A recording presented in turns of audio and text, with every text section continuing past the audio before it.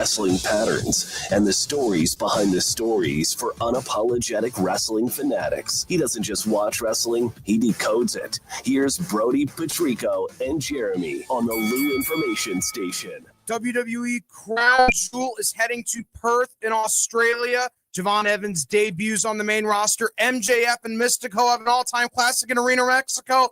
And more, all of that and more today on Wrestling on the Spectrum. Welcome, everybody, to Wrestling on the Spectrum. My name is Tony Patrico. That is spelled Patrico, baby.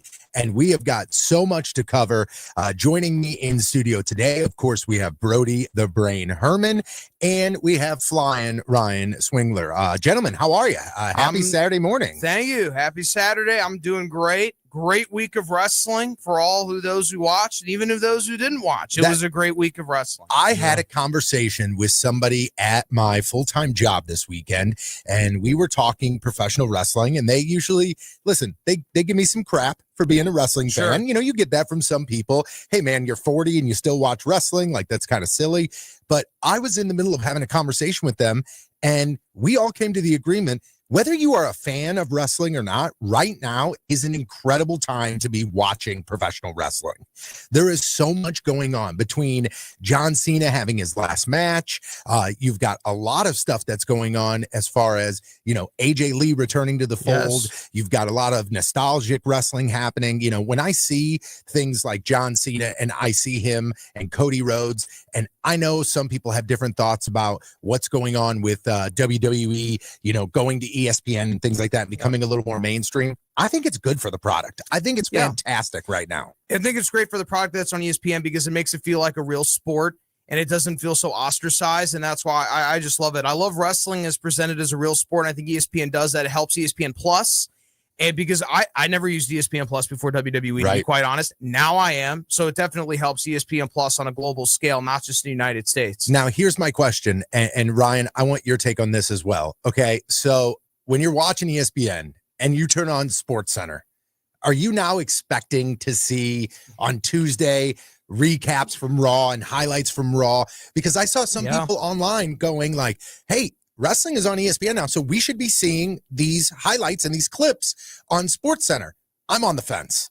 I don't see a lot of wrestling coverage on ESPN, to be completely honest with you. Like, it's not like the NFL or the NBA where it's like on First Take that often. Like on First Take, they'll have a wrestler come on there every once in a while to promote the show, but I don't think it's happening that often. But I've seen a SportsCenter segment or two talking about wrestling, but I think it'll increase. I don't think it'll decrease. I think it'll increase because I just think that's where professional wrestling is going. It's got such global appeal that I think ESPN will have no choice but to want to maximize and optimize its relationship with professional wrestling and WWE. We may even see AEW talked about even on ESPN and just expand the whole professional wrestling spectrum. Yeah, I don't think that's gonna. I don't think they're gonna talk about AEW on ESPN, especially considering the deal with WWE. And when they announced that deal, what was the very first thing that happened?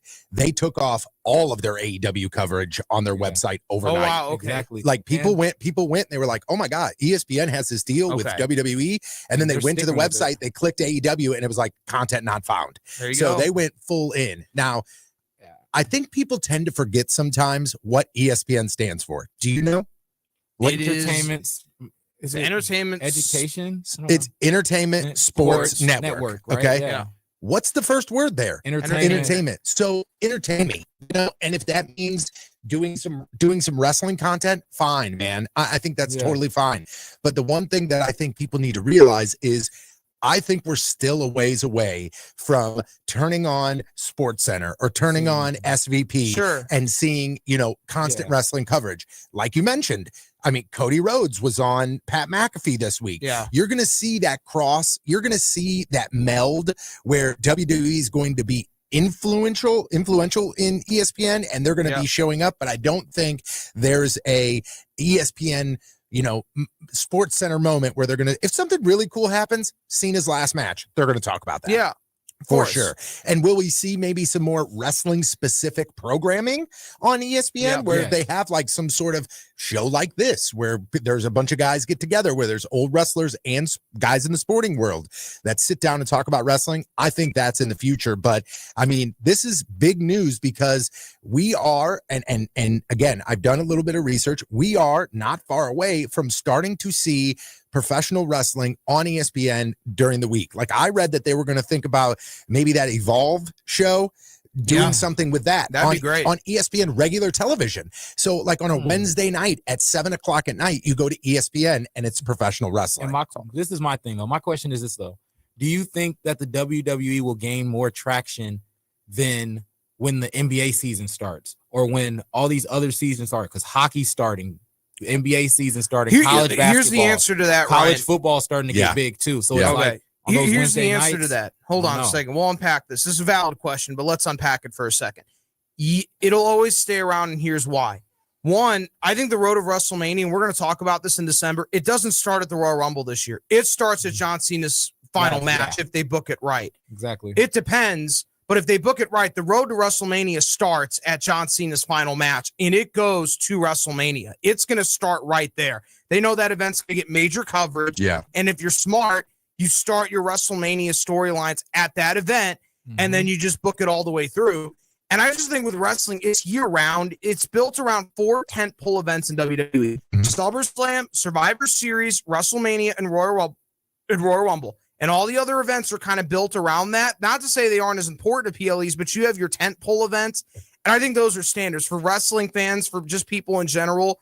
Those are the standard tentpole events. Sports seasons, Ryan, aren't like that. You have your draft. You have your trade deadline, you have your all-star break, and you have it in 2 halves. In wrestling, it's 4 quarters. It's a quarterly product. WWE thinks in terms of quarters, and they have each one PLE in each of the 4 quarters. So I think they think more in a quarterly sense. Yeah. And in sports seasons, they think of more like there's a break and then there's second half. And, they just immediately dive into the playoffs. There's no playoffs in wrestling. It just goes more quarterly. So I think that's the difference in the traction being gained. Well, here's the question, though, and here's what he's asking. So, like, right now, we're seeing a lot of WWE stuff on ESPN. Exactly. Because the NBA isn't there yet. Right. The NHL isn't there yet. College football playoffs isn't there yet, but it's conference time. So they're already starting to, all the big games in conference happen at Thanksgiving. Yeah, and we're in the middle of postseason baseball too. Yeah, so he's saying there's so many things that are happening in the world of sport because it's ESPN, because that's what they're going to focus on is the major sports. Believe it or not,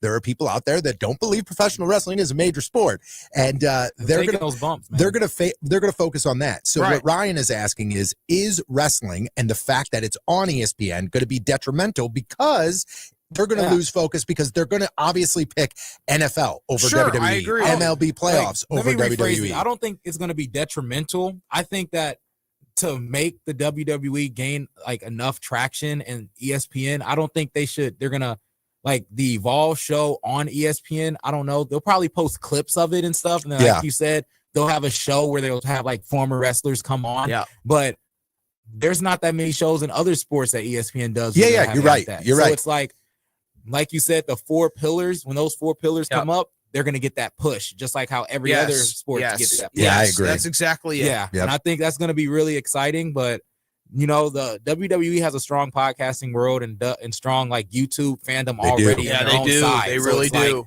They don't need ESPN. No. Yeah, I don't think I think it's funny because I don't necessarily think that WWE needs ESPN, and I don't think ESPN needs WWE. This was a good partnership. I think this was a good business decision on that side where, hey, ESPN is the number one thing when it comes to sports. Yes. We are a professional sport. I mean, say what you will, and I know there are people out there that will go, wrestling is not a sport. Listen, it may be scripted, but it is definitely a sport. It's definitely a sport. You have to be athletic, and they get paid like they're pro athletes. It's a professional sport. Get in the ring, and from somebody that has previous experience in the St. Louis local wrestling scene with Glory Pro and Anarchy, get in the ring, and then tell me it's not a professional sport. Because you can do the slightest of things, and you are just absolutely absolutely gassed. But like I said, I'm excited that wrestling is on ESPN. I think it's exciting. I don't see the downside of it. I think there's a lot of positive that comes from it. And again, people are tuning in to ESPN and they're downloading the app and getting ESPN Plus and Unlimited so they can see premium live events like we are going to see next weekend. Brody, let's dive into Crown Jewel and let's talk about the matches that are on the card. Give us a little bit of a background of Crown Jewel. Let's just say somebody tuned in. They just started watching wrestling. Before you get into that, though, I do want to get to let you guys know, if you want to call in 855-282-8255, feel free. Again, you can stream us on the YouTube channel. We're live right now. You can do that at luinfo.com. And of course, a big thanks to our sponsors of Wrestling on the Spectrum, Brown and Crouppen, 222-2222. Brody, what is Crown Jewel? Crown Jewel is an event WWE's held for the last few years. I think originally it was in Saudi Arabia, but now they're doing it in Perth, Australia. So that's another thing. Next week, it's going to be on October 11th at 7 a.m. Central Time. So it'll be bright and early in the morning. Give me some coffee and some coffee matches. That's right. You know? That's right. It's going to be bright and early in the morning. It's going to be bright and early. Get ready. And there's going to be, right now, there are only 4 matches. Last week, they moved the Damian Priest, Aleister Black to the SmackDown to the night before, and it will be in a last man standing match. So, but there's 4 matches still will remain. The first one we'll kick off with is Rhea Ripley and Io Sky versus the Kabuki Warriors, Asuka and Kairi Sane. The Kabuki Warriors have turned on Io Sky, and Io Sky and Rhea Ripley are the baby faces going after the dastardly heels of the Kabuki Warriors of Asuka and Kairi Sane, depending on how long they want to get this feud going. I think that Asuka and, Rhea Ripley's in Australia with Io Sky. I think they win the match. Ultimately, baby faces win, and this is kind of the blow off to what we've been seeing on Raw. By the way, Kabuki Warriors. By the way, I called this months ago. After Rhea Ripley and Io Sky and Bianca Belair had their match at WrestleMania, I remember saying that there seems to be some sort of chemistry between Rhea Ripley and Io Sky. And I felt like there was going to be something here. And I think the payoff comes from, and I know, and everybody knows how WWE works. They're going to put them together for the eventual split. Of course. We're still waiting for the eventual split of a couple different partners and pairings that are together right now. So I think this is one that is perfect in the making. Now, there's another little, caveat to this here is this when we start to see the Kabuki Warriors break up? Because if you noticed, Kairi Sane wasn't 100% on board. No. She had a little bit of reluctancy when she went, oh boy, we're doing this right now. She's a very scared person of Asuka. But there's one thing that I will say is that when it comes to technical wrestling skill, these 4 ladies that are in this phenomenal, match, Tony. unbelievable. I love them. I love all 4 in the women's division. And I think, especially because I'm not really that deep into the women's division, those 4, that's the match that I will watch. For sure. I will tap in and be like, I think that'll be great. Yeah, it's going to be a great match. Here's the other question I have for you, Brody. Yeah. How many tag team championships are on the men's side of things? 2. How many tag team championships are on the women's side of things? I think at least 1, if not 2. 1? Why is there only 1 there? And why is there not 2? Wait. On AEW, you know what Tony Khan's major announcement was on Dynamite? They're adding an AEW Women's Tag Team Championship. But that makes sense, man, because of course it makes sense. They don't have that yet. I know they don't. WWE, you got to make the decision. If you're going to have 2 men's titles, you got to have 2 ladies titles. If you're going to have 1, I think they should just have 1 tag title. I think it's too many belts. Too many belts. A universal tag title on the brands. Yes. I'm fine. Listen, man, I'm fine with the universal title or whatever the hell they're calling it now and the World Heavyweight Championship. I'm cool with the U.S. title and the Intercontinental Champion. I'm fine with that. However, man, when it comes to this there are times where, especially when I'm watching TNA or if I'm watching Ring of Honor or AEW, there's the TNT television champion, the TNT world champion, the ABCD tag champion. It's just brutal. And I'm trying to figure out, when it comes to the world of professional wrestling, who's the best of the best. And in my eyes, it's those wearing the title. Exactly. And I don't know anymore. Yeah. That's why when WWE silently dropped the 24/7 title, a lot of people are like, well, where'd it go? It's too much, man. I think it's funny. I think it's great. The speed title. Too much. Too much. It's way too many titles, Too man. many belts. Give me the champs. Give me the secondary champs. Give me a tag team champ, and I'm happy. Do you want to know my big take on WWE titles and what they should add back? Sure. Please do. Please do. If you say the hardcore title, I'm going to jump over this counter. Of course, they need to bring back the hardcore title. Are you for real? That's what you were going to say? No, but they're not bringing that back. But I think this is a division that needs to come back instead of having 2 tag titles. Cruiserweight. Oh yeah, you're a big WCW fan. I love that cruiser when it was like. Even like guys like Adrian Neville, like when it was like 205 Live, when that was on. 205 Live, I remember it. It was entertaining because those guys can fly. Like, I miss guys like Evan Bourne. I miss those kind of guys. Evan Bourne, native St. Louis. And it's like, if you can do that again, just drop that tag title and just make it a whole between the brands. Well, there's already an overflux of tags. You can't call it the cruiserweight because wrestlers hate the word cruiserweight. Yeah. And here's the problem. Here's the problem, though, man. And this is what happened is that stuff is awesome, but they found out that the WWE fans want stories and big personalities. Yeah. The AEW fans enjoy that, and that's why they do that. But the WWE fans didn't. Right. And I think they tried because I think that was kind of one of their pushes. Like 205 Live is high-flying technical wrestling where you are going to see the best wrestling. And AEW just did it a little bit better. And I think that completely buried 205 Live. There you go. But we got those guys now. Javon Evans is now. And we'll talk about him after the break, but we got to talk about the big featured match, guys. John Cena versus AJ Styles. Be prepared for a phenomenal match. With the I see what you did there. I see what you did there. Yeah, but AJ Styles is one of my favorite wrestlers growing up. I love AJ Styles. It's going to be a very good match. I've loved John Cena's match with Logan Paul and John Cena's match with Cody Rhodes. So this may be one of John Cena's better matches on his retirement tour. Yeah, I'm looking forward to this. I do think John Cena will win this match. I think AJ Styles will put over John Cena like $1 million. This won't be terribly long, but we'll see both wrestlers' classic hits. I think it'll absolutely rock the house in Perth, Australia, because AJ Styles always knows how to put on a good match. And I'm looking forward to this. International match with AJ Styles is always great because the international crowds absolutely love him. I love the fact that we're going to get that John Cena AJ Styles match. And Brody, do you think the reason that this match is happening is because of us, the fan? I think it's a part of it. And I also think that John's just like, I want to wrestle and I need an opponent. And I don't want to bury any of these young guys right now. Who's a veteran wrestler that doesn't really need the win. And I think AJ Styles fits that mold. And I think the fans really pushed for it. And John Cena's like senses were proven right. Like, I think fans actually do want to see this match. Because I'm sure when Cena pitched and they go over, like, who are some of the guys you want to wrestle? He's like, AJ Styles. I'm like, huh? AJ, really? And then the fans are like, no, we want to see this. AJ Styles is one of the best wrestlers in WWE. We actually want to see this match. We really, really do. And then WWE was like, oh, okay. Let's have this match in Perth, Australia. So I'm looking forward to this match. Yeah, me too. I know, Tony, I really am. I cannot wait. I think Cena wins it, though.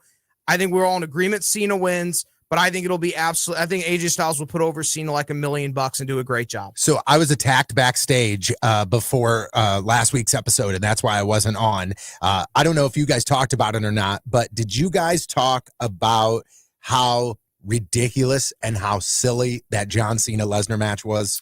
Yes, we did. And we gave you validation, by the way. We have the clip up on social media now of Tony Patrico, his correct prediction of Lesnar. And yes, we absolutely talked about it. And yeah, you are absolutely right. I don't get it, though, because now I'm seeing online that Lesnar's off TV for a while.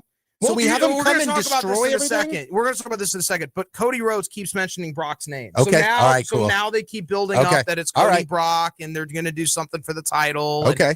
But now the next match, Stephanie Vaquer versus Tiffany Stratton, the Raw Women's Champion versus the SmackDown Women's Champion for the WWE Women's Crown Jewel Championship. So basically, they're going to do this thing, champion versus champion. Hopefully, they don't do this at Survivor Series, and they can just get this out of the way at Crown Jewel. I think that's what this is for. Yeah, thank goodness. Champion versus champion. I mean, Tiffany Stratton's basically been unbeatable all year, but so is Stephanie Vaquer.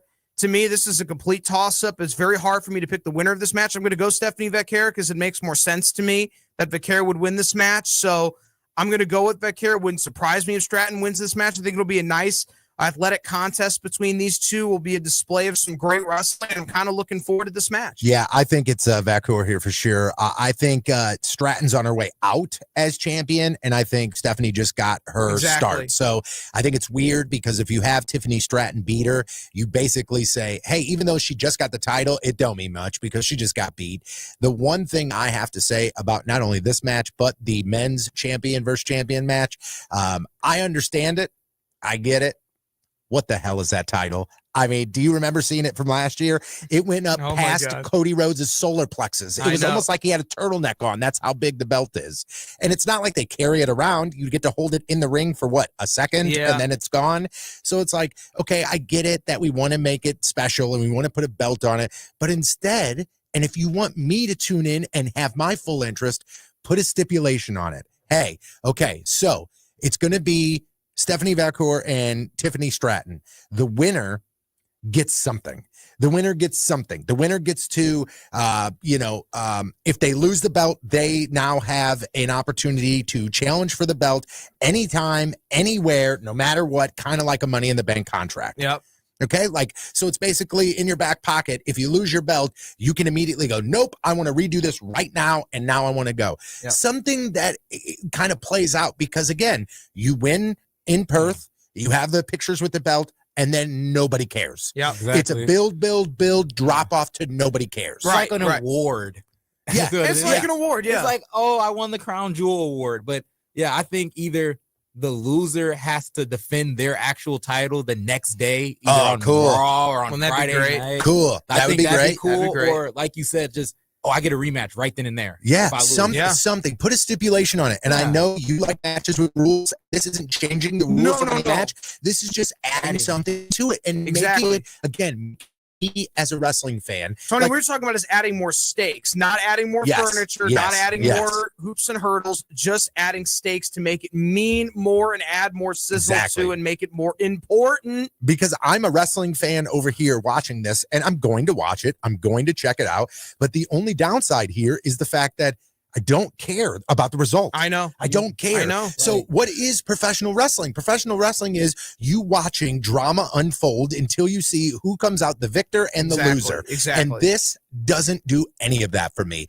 I think it's a cool concept. I like the champion versus champion, who's the better, but you got to put something behind it so I can really invest my time and my interest. Literally, personally, I don't understand the whole idea of it being a title. You could just put a green jewel on the winner's championship belt. That would be right. That would be better. So that means that they won. Yeah, and you could or just, the side they can plates. carry it for the whole year until they lose. Yeah, on the side plate, they have a little thing that's got a green gem on it, and that means that you won at Crown Jewel. I like that too. Yeah.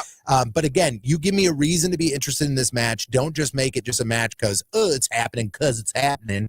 Give me some reason to actually watch and be invested, and I think this goes a lot further. But absolutely. We still got one more to talk about. What's going down with the men's side of things? Yes, we do. Cody Rhodes versus Seth Rollins for the WWE Crown Jewel Championship. Of course, Cody Rhodes, the undisputed WWE champion. Seth Rollins, the Raw World Heavyweight Champion.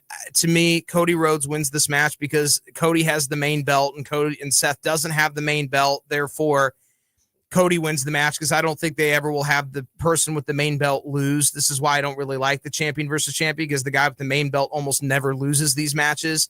And do you notice, and Tony, I think, mentioned this on a prior show, the Raw World Heavyweight Champion has become the new Intercontinental Championship, basically, and that the main belt that Cody holds is the top belt in the company. And I mentioned this on the other show. This is what happened, guys. So John Cena lost the belt to Cody at SummerSlam, and everyone's like, "Okay, get the belt off of Cena. Please get the belt off of Cena. Please, just get it off of him. We need it off of him." And then all of a sudden, it goes on Cody, and the second title reign, it just has a little bit of underwhelmingness that has happened. This air of like, wait a minute, it doesn't feel as relevant or as important. It's like, okay, he's calling out a superstar in Brock Lesnar who's not even there. He's not even there. John doesn't have the belt anymore. Cody's just calling out people. Yep. He has a match with Drew that doesn't have a great build. Now he's got a match with Seth. Okay, that makes sense. He's feuding with the Vision. He's calling out Brock. It just doesn't have as much steam. It doesn't have as much luster. Yeah. That's the problem. I just don't get it, man. And I'll tell you this right now, and I know we got to hit the break here. I like these showcases of matches, but it seems like WWE has a formula, and they always have it. And that formula is, we don't know what to do, put the belt on Cody. Right. And I think that's kind of crazy. Hey, when we get back from the break, we'll wrap this up. We'll talk a little bit more about Perth. I know we've got tons of stuff to get to. But again, if you guys want to join us, you can find us, luinfo.com, watch and stream the show live. This is Wrestling on the Spectrum on the Lou Information Station.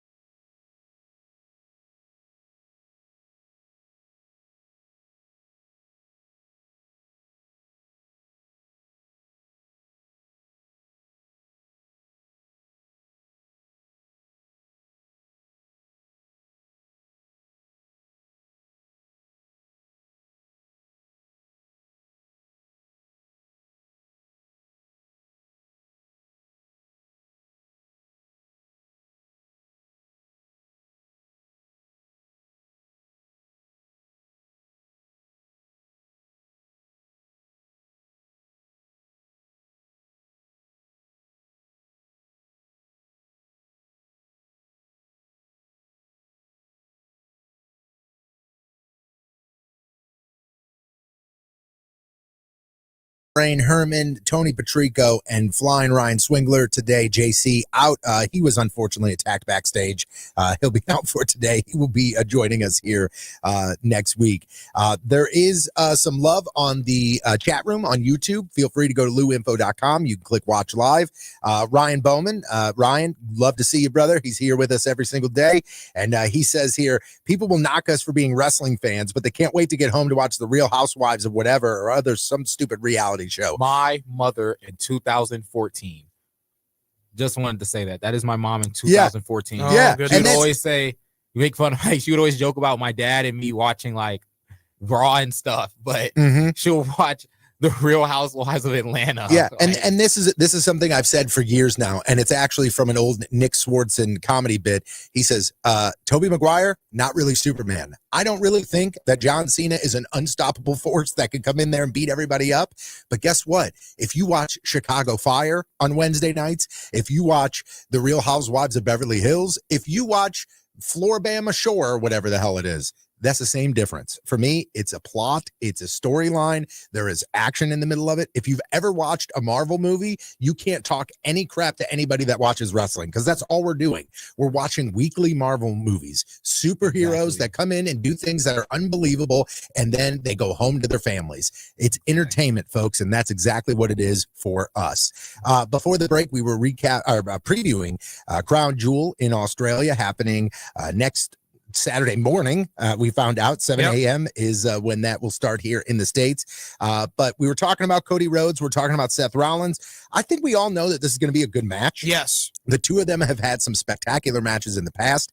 One of the most memorable matches, I would say, is when Cody tore his pec. Yep. And then had to do, I mean, that was unbelievable. I remember the reaction when he unveiled that coat and the silence from the crowd spoke volumes. So, Brody, looking at this from a professional wrestling match, don't look at it as a match at Crown Jewel because we know that, again, this doesn't matter because nobody's losing their belt. This isn't going to affect anything. Looking at this from a professional wrestling standpoint, what do you expect out of Cody Rhodes and Seth Rollins Cody Rhodes next will win Saturday? this match. I don't think Cody's going to lose the match. I think he'll win this match, and then ultimately down the line, him and Lesnar are going to have a match for the title, and I think he wins this match over Seth. Does it matter if Cody Rhodes loses? Nope. Again, this is one of those things where I look at this and I go, a win or a loss for either of these guys means nothing for as soon as Monday night hits, nobody cares what happened at Crown Jewel unless they use Crown Jewel to continue to build something big. They tell us, and we know with WWE now, and this is one thing that I talked about, is you don't know what's true or false anymore. That's gone. So they say Brock Lesnar is reported to be off of TV for a long time. Will we be surprised if we see him on Australia? Do you think WWE will pay him a lot of money? Does he want to come out of Canada and fly all the way to Australia? If they pay him enough, I guess. That's my whole thing. If they say to him, hey, we're going to give you a cool $2 million to fly to Australia for 7 minutes of work, you can literally get off the plane, come to the arena, your music hits, you walk down, you F5 everybody in sight, and next thing you know, I'll put you on a golf cart that'll drive you right to the runway. He'd do that. Of course. He would do that in a heartbeat. Yep.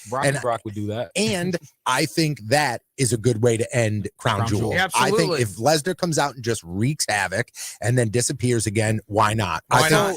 That's something that I think at least gets people talking. Sure. And a week, 2 weeks later after Crown Jewel, you're still talking about it. If nothing like that happens, you don't talk about this come Friday. Right. It's over and out of your brain. And that's what I'm saying. What does Crown Jewel add to the storyline other than another PLE? It adds nothing. money to the WWE. It adds money to the WWE bank account. That's the point. Yeah, At least Perth pays them $1 gajillion. That's why. Exactly. Tie it into the storyline some way, somehow. At least make a stipulation to where I'm like, I'm watching this for a reason. The one thing that I will tell you, though, that I think that the Crown Jewel cards and all that stuff, things that it does, is I think it showcases the international crowd. Yes. And I think when it showcases the international crowd, I think that is where WWE wins for sure. But that's not the only premium wrestling event that we want to talk about here on Wrestling on the Spectrum, mostly because this is the Lou Information Station. So we talk about things that are happening in St. Louis, and happening in St. Louis in a couple weeks is AEW Wrestle Dream. It's at Chaifetz Arena. It's going to be an incredible card. And right now we know 3 matches on it, and it's already shaping up to be one of the greatest cards of the year. And St. Louis is extremely excited to have AEW in town, and this show and this radio station in particular are going to be doing a lot of things with AEW coming up here in the next couple of weeks. I know we're going to have guests that are going to be on the show. I know that I've got some things planned on the music side of things. I think I'm going to be connecting with somebody from the world of AEW when it comes to the music side of things. So we're going to be attacking this at all different angles. And we're very excited to be, a very small part of AEW Wrestle Dream here in the St. Louis area. So Brody, I know, again, like I said, there's only 3 matches on the card that are officially on there yet. So what matches, if somebody goes, I don't know what Wrestle Dream is, I don't know what this is all about, who am I going to see at Wrestle Dream? What are we looking at? Okay, so it's going to be Saturday, October 18th. Remember that, Saturday, October 18th, 7 o'clock p.m. Central Time. Get your tickets now. We'll be at the Chaifetz Arena, as Tony said. That's where the St. Louis University men's basketball team plays, in case anybody's curious about what that arena is. And, of course, the 3 matches already in store. We're not going to give our predictions today because we'll have a full match card for you guys, and we'll give our predictions and preview this premium live event or pay-per-view, whatever you call it, on an upcoming episode of Wrestling on the Spectrum. But so far, 3 matches have been announced. A pillar of AEW, a former AEW TNT champion, a former AEW Tag Team champion, Darby Allin, is going up against Jon Moxley in an I Quit match. Yes, that's no rules, no disqualification, no count out. The only way you can win that match is by forcing your opponent to say the words, I quit. And then Tony Khan actually booked a rematch for the AEW Women's World Championship between the champion Chris Statlander versus Timeless Tony Storm. And in the main event for the AEW World Heavyweight Championship, it'll be Hangman Adam Page defending the title against Samoa Joe. Yes, the same Samoa Joe that has wrestled in TNA. Yes, the same Samoa Joe that has wrestled in WWE. Yes, the same Samoa Joe that wrestled CM Punk in Ring of Honor back in 2004. That's Samoa Joe, the submission machine himself. Samoa Joe, one of the best professional wrestlers in all of AEW. He is going to pose an extreme threat. He is credible. He is believable. And he poses a threat to Hangman Adam Page. I'm looking forward to this. Samoa Joe in the main event here. It's really a treat. He's been wrestling for over 20 years. Samoa Joe has. He's been a staple in wrestling, wrestled in WWE, TNA, Ring of Honor. He's wrestled in every promotion. He's had incredible matches with everyone, such as AJ Styles, CM Punk. I mean, you name it, Brock Lesnar. He's wrestled literally everybody, and he will be wrestling Hangman Adam Page in a singles match for the AEW World Heavyweight Championship right here in St. Louis on October 18th at the Chaifetz Arena. I'm looking forward to this. That's at 7 o'clock p.m. Central Time, and tickets are still available for this event. I mean, can you give, if Samoa Joe is here, I'm pretty sure he would give you a giant hug. Yeah. I don't think I've ever heard anybody give a more proper introduction than you did right there. Samoa Joe is the real deal. I'm excited to see Samoa Joe back in the title picture. I'm also excited to see a match where Adam Page and Samoa Joe are going to, and this is without me even watching a single minute of AEW television, I could put this together, okay?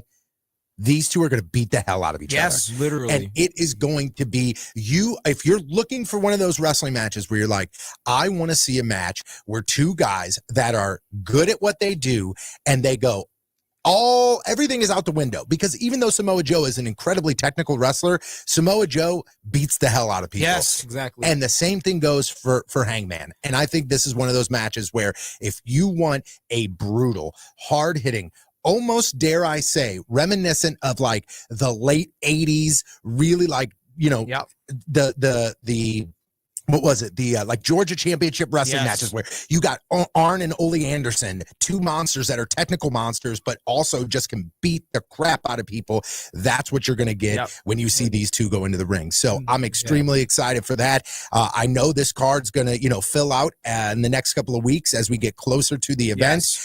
But I do remember, and off the break, Brody had said, he was like, hey, I cannot wait to talk about this MJF Mystico match. So fill me in, because I'm unfamiliar with this. I must have missed this. It must have gone by my radar. So fill me in. What match are you talking about? It was at a CMLL show in Arena, Mexico. MJF, heel MJF. He was in a full red, white, and blue suit. Came out there. The manager, Serpentico, was dressed like Abraham Lincoln. It was very entertaining. They called him John Cruz. No exaggeration. Google this. But this was actually this is probably the greatest match that Mystico has ever had. MJF did a great job here. His heel run in Mexico. This is one of my favorite matches of the year between MJF and Mystico. It was absolutely phenomenal. MJF's heel run in Mexico is great. It shows you why MJF is one of the best professional wrestlers in the entire world. This was an excellent contest. Very early on, Mystico did get some blood, but it was just phenomenal. No furniture, nothing like that. And the fans were emotionally invested. The commentary was great. People were emotional when Mystico beat MJF. MJF tapped out to Mystico's submission hold. Basically, MJF did most of the offense. Mystico's literally the ultimate warrior of Mexico. That's the best way I can describe him. He has a entrance music that literally who is Mystico? Supply. For people that don't know, he is one of the most popular wrestlers in all of Mexico. He was Sin Cara in the WWE for a little while. Yes, he was. And, he's one of the he's gotten like really popular in Mexico in recent years. He has an amazing entrance theme song. I don't really know what it is. It sounds like Air Supply when he comes out there. But it's something, and I'm telling you, he had a great match with MJF. No, Mystico's not very good in the ring like Ultimate Warrior. No, he can't do a lot of the moves, but MJF is really actually that good in the ring. He's great at selling. He got the sympathy needed for the babyface in order to achieve the goal that was needed here. There was no furniture. The blood was used appropriately in this match. It was well crafted. It wasn't too long, but the fans were so emotional. They were so excited to see Mystico beat MJF for the title again. This was a very, very good showcase of these two talents, and this was a very good match. Does this prove that MJF is an elite talent, and it doesn't matter where he is, who he's against, he can do it, and he can make sure that this match, again, every MJF match that I watch, that I see, I become invested like immediately. Yes. And one of the main reasons is because I think MJF is so believable. Yes. And he is able to literally make you go, I hate that guy too because of what he said. Or I love this guy because of what he said. He is so influential when he's on the mic, when he's in the ring, that I think it definitely is something that stands above and beyond a lot of other professional wrestlers. Now, Brody, we had an AEW not only debut, but return this past week. Yeah, and Andrade's back, guys. Yay. What am I supposed to say? Is he the first guy to go WWE, AEW, WWE, AEW? Yeah, pretty much. So I think that's kind of important. I know it's silly because, it's Andrade who's going to be, regardless of where he is, unfortunately, living in the mid-card, probably a little bit down below. He's a mid-card warrior, but I like Andrade. He's not bad. He's not bad. He's not a needle mover. He's not a needle mover. I didn't hate his return. I thought it worked. I thought it was fine. You know what? If you're going to put him somewhere, put him with the Don Callis family, a faction that has 483 people already. Can you name all the members of the Don Callis family? No, and nobody. What's can. that? What is it? The Don Callis University at this point? I feel like it is the Don Callis University, basically. And after, the next step is the Don Callis universe, because that's where we're at. The Don Callis multiverse. But I think it's cool. I liked it. I also think it's very interesting that whatever happened with Andrade and the WWE, there was no 90-day non-compete. Like, this must have been either something that they worked out together, where it's like, I don't think WWE cares if Andrade's on television tomorrow. Really? Yeah, I don't think they care.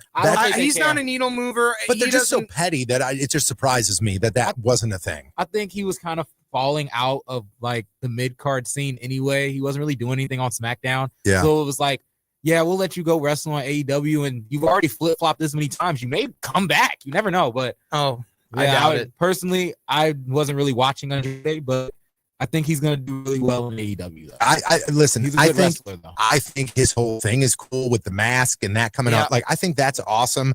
I think it's him as a character is cool, but like, I'm seeing reports of the initial report that came out why he was let go was because he wasn't practicing his English enough. And then they immediately came out, they were like, no, that's not it. And then I read yesterday, as late as yesterday, that they said he was released for violating multiple wellness policies. There you go. So he was off that stuff. If that is the case, there's a simple way where Andrade is still on WWE TV, and that's follow the damn rules. Right. If you follow the rules, then you're still going to be on the promotion. Yep. Now, I don't understand that. Of course, the rumor mill opens as soon as anything like this happens.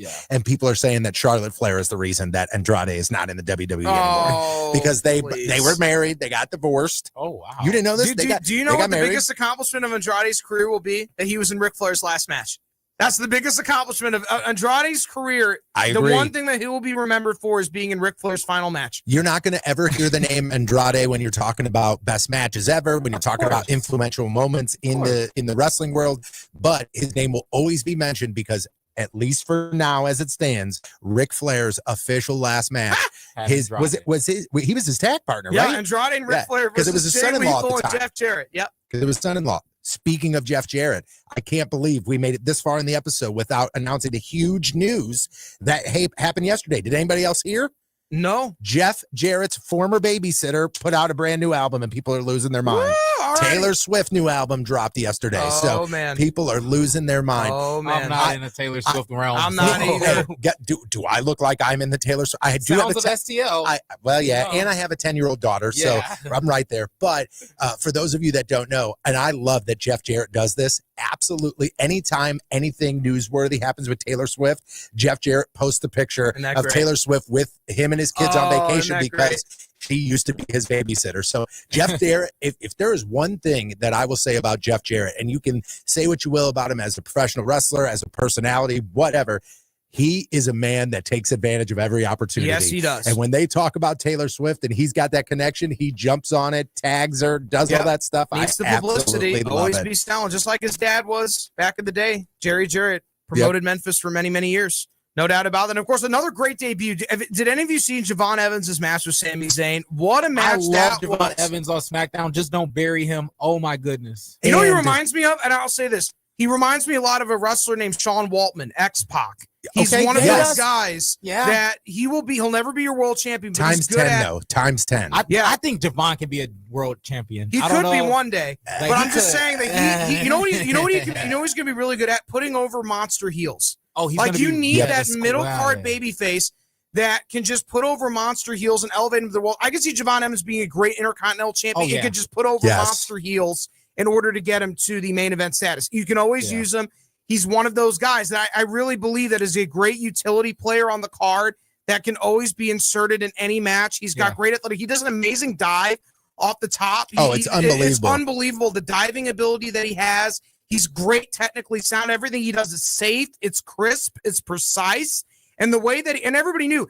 Did you want to see Javon Evans beat Sami Zayn? Was there a little bit inside of you that was like, I want to see Javon Evans beat Sami Zayn. He can maybe really do this. And I believed it. I believe in him. I believe in Javon Evans. There is a possibility. I think he could be a world champion because the fan engagement with him is so crazy. But at the same time, he's going to be so stellar at the mid card. Exactly. That it's like. He's everything in WWE that Ricochet wasn't. Yes. He's got one thing. He's got to do, and he's going to be very successful. And that one thing is watch his mouth on social media. Exactly. Because if you remember, there was a little back and forth there where he kind of said some things where he didn't get in trouble, but I'm sure he had a talking to because there were some things that were being posted, a little feud going back and forth where some things were said where I went, ooh, this is how your push gets stopped. This is how your push gets stopped. So, but I agree with you. I think he does, to me, and kind of to relate this back to the AEW world, he does do some things that make you go, whoa, like Darby Allin. Yeah. But Darby Allin does it all with reckless abandonment. And I think Evans does it a little bit safer. Yes. And that's what WWE needs. That's what WWE needs. That's exactly right, Ryan. You hit it on the head. But they also need that shock value. Yes. And I think he does that. So I think they have introduced him very well. There couldn't have been a stronger debut for him. He is not the type of guy that's going to come out and immediately be in the main title picture. Yeah, he's not Obafemi. He's not Drew. And here's the thing that gets, everyone's like, oh, Javon Evans lost. He put Sami Zayn over. He lost. Yeah, you got to put over a champion when you first come in. Most of the times when you debut on the main roster, most wrestlers have their first match and it's going to be a job on the main roster. Most of the time, it's not going to be a major victory. But the fact of the matter is you came away with it and you want to see more of Javon Evans and you believe he can do more. And that belief in Javon Evans is all that he needed for him to make an impression. This match resulted in him making an impression. Yes, everybody knows he didn't win the match, but he made an impression. And that's what you have to do when you're a young, aspiring professional wrestler. Even if you're not going to win the match, try to make an impression. Try to make an impression. Even if you're not going to win the match, try to make an impression to leave the fans wanting more and having belief in you. That's what a babyface needs. A babyface needs for fans to believe in them. That's the purpose. If you have belief, you can go very, very far in professional wrestling. Absolutely. And I think Javon Evans is right there. And I think we're going to see a lot from him. He's going to be a highlight reel. I will tell you that. Okay, so I want to make sure that we are giving you guys an opportunity to go to our Twitter, go to our social media, find Wrestling on the Spectrum, and you have an opportunity to come into the studio and try and beat the Brain. And when you come into the studio, if you are able to beat the Brain, we will hook you up with a pair of tickets to Wrestle Dream at Chaifetz Arena. Again, all you have to do to get involved is go onto our social medias. We have posts up there that say, hey, do you think you could beat the Brain? We are checking every one of those posts, so it's not like you got to find the right one. Every post that says we're going to do it, all you have to do is comment and say, I can beat the Brain. We will let the winners or winner, whoever we ever decide, we might have a couple guys come in and try and beat the Brain. We'll let you know by Wednesday of this week and when we're going to do it, so you can come in and do that. So you may be sitting there going, I think I can do it, but let me get a little bit of taste of what the Brody the Brain Herman could do. Okay, so Brody, I think I can beat the Brain. Oh, flying Ryan Swingler off the top rope coming at you, Brody. I'm hitting the Javon Evans cutter. All right, so this is very simple. This is just a little casual game of beat the Brain here. Sure. What I'm going to do is I will tell you the winner of the Royal Rumble. Okay. Then I will tell you the main event of the WrestleMania from that year. Okay. I will then tell you the main event from SummerSlam and from Survivor Series. Guess the year. In between each one, you have to try and guess the year. Okay. Fair enough. All right. So the Royal Rumble winner was Hulk Hogan. Okay. The WrestleMania main event was Hulk Hogan versus Sergeant Slaughter. 1991. Done. 1991. Done. Move on. You said Hulk Hogan. I knew I lost. Woo, baby. All right. The Royal Rumble winner was Bret Hart and Lex Luger. 1994? 1994 there is we correct. Go. This is unbelievable. I'm just going to be honest with you guys. It took me so long to come up with this because it wasn't just a copy-paste thing. Yeah, I had to find the WrestleMania win, all this stuff. He's nailing these in 3 seconds. So, okay, how about this? The Royal Rumble winner was Batista. 2005? Are you? Batista has won the Royal Rumble like multiple times. Yeah. And this dude just right off the bat, 2005? Yeah, sure is, Brody. Okay. It was 2005. There we go. Okay, the Royal Rumble winner was Triple H. Okay. 2016? You gotta be kidding me, man. This is not even fair. Like when we say that you need to come in here and try and beat the Brain, like it's like beating ChatGPT. I don't know what the format will be yet. I'm still going back and forth because I was gonna say, like, all right, you guys get to bring in 5 questions. If you stump Brody with 2 of them, you get the tickets. Or is it gonna be a question versus question thing? Yeah. I don't know if anybody stands a chance against him. I really don't. And we want to send people to Wrestle Dream. Yes, but we do. I don't know if they can because of the knowledge that this man holds in his brain. I'll say that somebody's getting a pair of tickets. What if you have Brody come up with the questions? Nobody's going to get him. This man is a vault full of knowledge when it comes to professional wrestling. Exactly. Okay, here we go. This is a good one here. Okay. All right. So the winner of the Royal Rumble was Triple H. Okay, 2002. How do I say Triple H's name twice and you guess the year off the first one? That doesn't make any sense to me. Okay, how about this? The Royal Rumble winner was The Undertaker. 1997? No. He did not win it in 7. Okay, go on. The main event of WrestleMania. No, I'll do this. The main event of SummerSlam was John Cena versus Randy Orton. Oh my goodness. That would have been 2008? Ooh, 2007. Survivor Series, the main event, Batista and Undertaker in a Hell in a Cell match. Wow. The winner of the Royal Rumble was Edge. 2010? Okay, that's it. I mean, I don't have it. Listen, man, you got every single one of these right, and you got most of them right before we even said, anything other than the winner of the Royal Rumble. Yep. I'm going to have to get my Beat the Brain knowledge to be a little tougher so we can really get that going. Again, make sure you're following us on our socials. Find us at Wrestling on the Spectrum. Yes. We will be picking our winner on Wednesday to come in and beat the Brain. I've already seen a bunch of people say, I accept this challenge. So make sure you're going on there. Make sure you're doing that.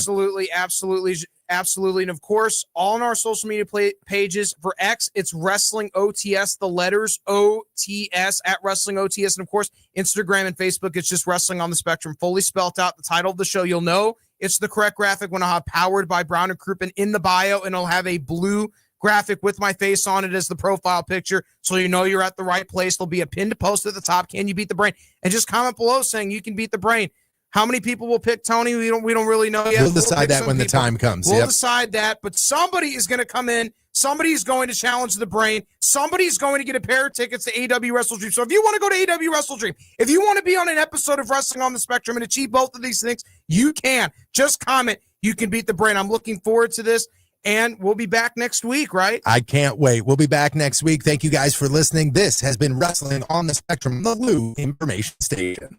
Take time today to remember and honor our